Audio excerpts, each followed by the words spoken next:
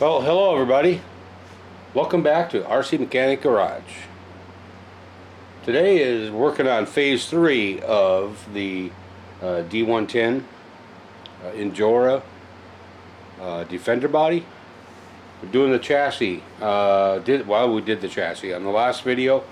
This video we're going to do transmission, motor, transfer case, and as you can see, I was going to use like this one in the beginning, but it didn't seem to be right. But it looks like I'm probably going to end up using that anyway. But I'll have to make a plate to go on this axial skid plate right here, so to adapt it, which, considering what I've had to do so far, it will be pretty minor. So what I've done so far here is I took a couple squares of aluminum, wherever I put it. I'll show it to you. So the brackets up here started out as a couple squares of this aluminum plate right here, and I just put that up there, got it where I wanted it, and then I kind of, instead of making it look like a Minecraft character, I decided to trim it down, and this is what we got. Something like that, right? Which is good and solid. It's not going anywhere. It doubles as a cross member, so we have plenty of strength right there. Alright, so did all that off camera. If you want to see the progression of that, just go to my Facebook page, RC Mechanic Garage, or Instagram, RC_mechanic_garage, and you'll see the pictures of the progress of this. I've decided, because this is, whenever I do these kind of builds, it's usually a trial and error, like a lot of error. But instead of going through all that on film, I just like take pictures of it and post it. So, but right now, my biggest hurdle, the transfer case, I'm not worried about right now. On the RC 4-wheel drive R3 transmission, it has something like this, right? And I can't put it like this, even though there's plenty of room underneath the hood of the D110. It just sticks up way too far. So I was thinking maybe go do something like this, but then I can't get at the screws at the back. So I was thinking of, I may have to modify a little bit, because I can get one screw to line up here, but the other ones are just barely off. I may need to do some grinding, like up in here, or on the shock mount. Worst case scenario, I may need to cut this front leg off of this one, right? So you guys can tell me what you think. These are aluminum, so they're a lot stronger than what came with the builder's kit. Will it hold? Who knows? I do have 4 other sets. I can screw up 4 other times. So, alright, so let's see what we can do here. Just let's just put one screw in. Actually, I think the smaller the screw, easier it is to drop. So if I can get this up in here without it falling out. There's a 2mm, it's just kind of loose and that. So if you take a look at the very front, if you can see it, it's like these screws, these holes right here are just a little bit off. So I'm just going to go ahead and mark this right here.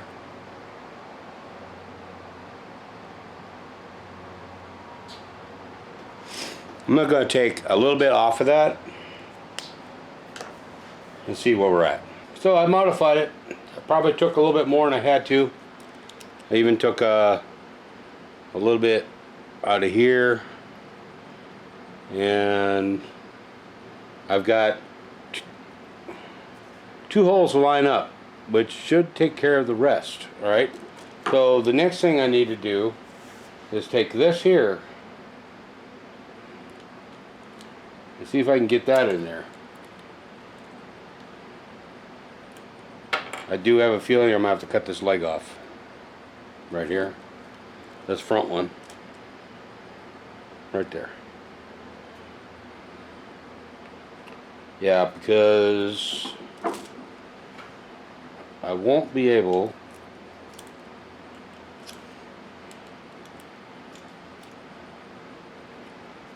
this one right here I won't be able to tighten down.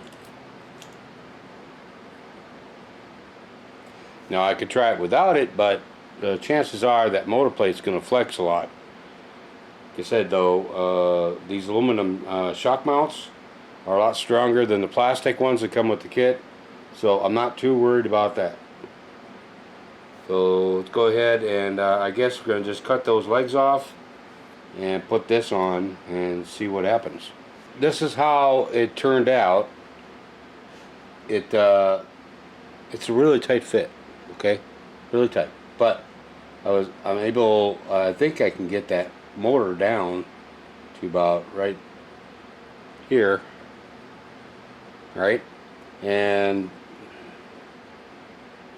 that should leave room underneath the hood for that.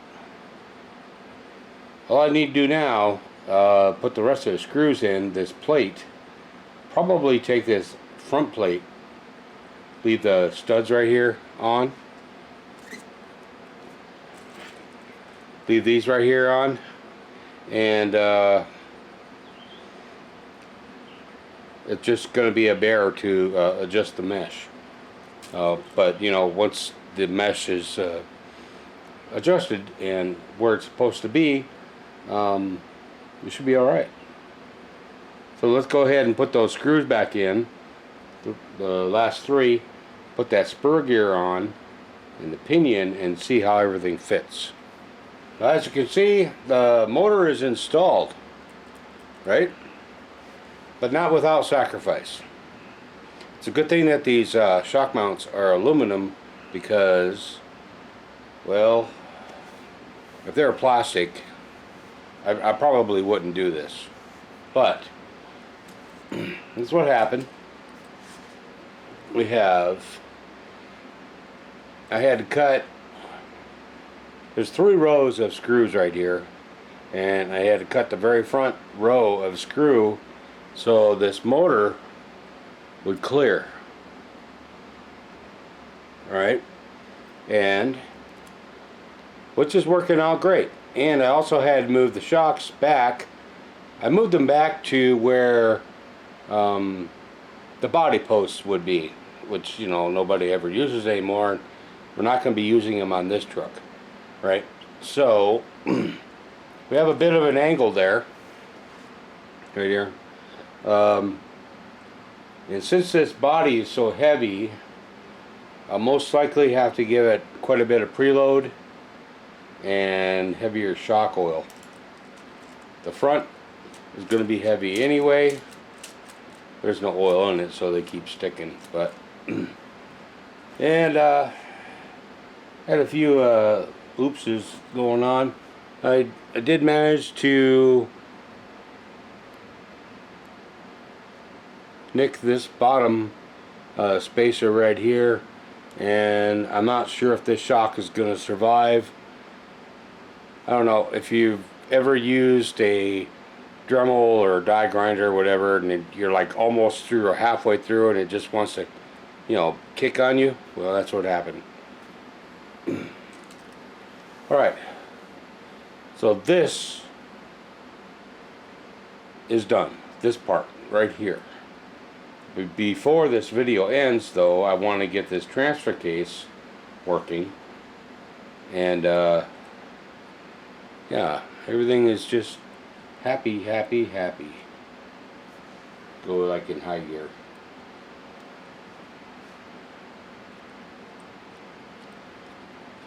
can see that?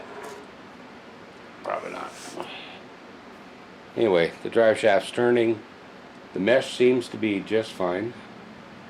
That was another obstacle. I had to get the mesh close.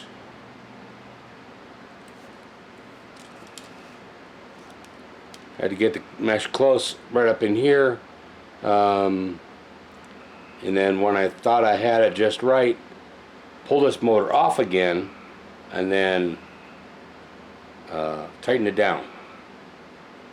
Put it back on and see how that would work. And it took a few times.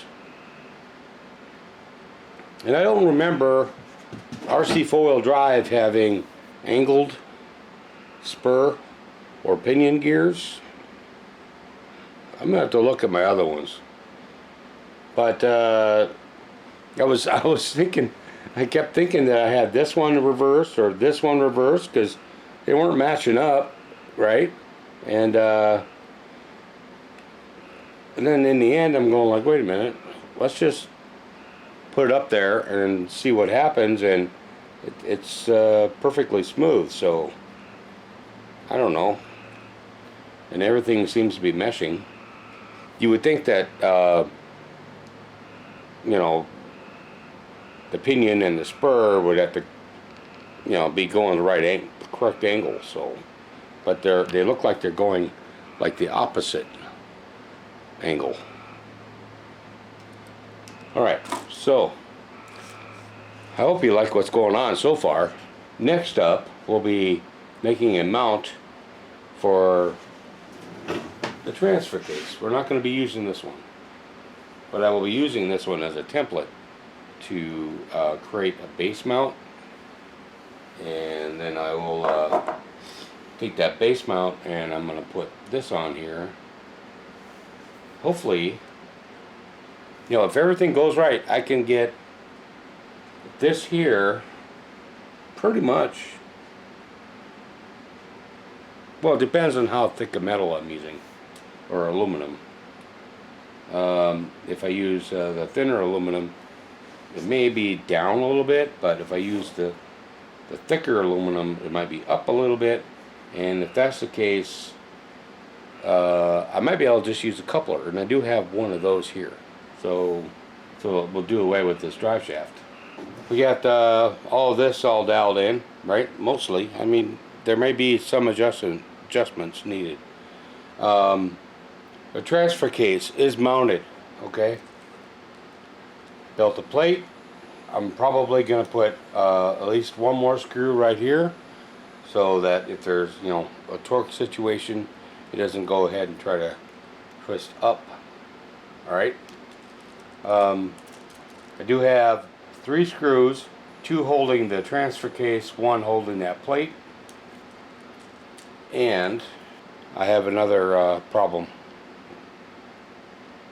And that problem would be drive shaft. Intermediate drive shaft. Alright. I guess I'll have to go and see if I can find one that's that size. Needs to be between 40 and 45 millimeters, so it can, you know, do that. Although it won't need to do that, just once it's in place. Also, I could angle this transmission down just a hair, but that would bring it even closer. So if I was to go with the transfer case, like this TFL Racing transfer case right here, the drive shaft angle was like extreme, right? And you don't want that. You want some angle to it, but you don't want an extreme angle. You don't want it straight, unless it's a coupler. Like I did find the coupler. It's in the it's in my toolbox back behind me. All right, but this shaft and this shaft does not line up good enough for that. A question that was posed to me, and it's a good one. on Facebook was that well, this situation right here fit with the body, because the person that was asking was like, because it's off to the side so much, will it fit? Okay, we already know it won't fit when it's straight up, right? I can't even close the hood, so let's go ahead and throw the body on it before we end this, and see where we're at. This is basically how the body will sit. It's not perfect. It's not, you know, completely lined up. Actually, this time it is. But this is basically how it's going to sit. I did manage to snag all the wires and pull the hot glue away from everything, but almost everything. But this here setup right now, I would say is pretty much golden, right? So let me turn it and I'll show you what it looks like under the hood. Alright, so what it looks like under the hood is just like that.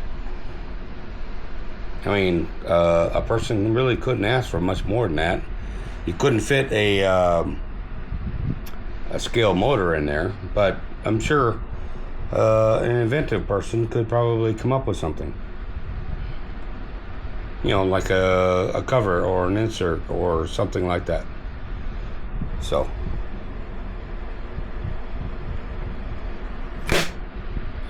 anyway, this is the D110.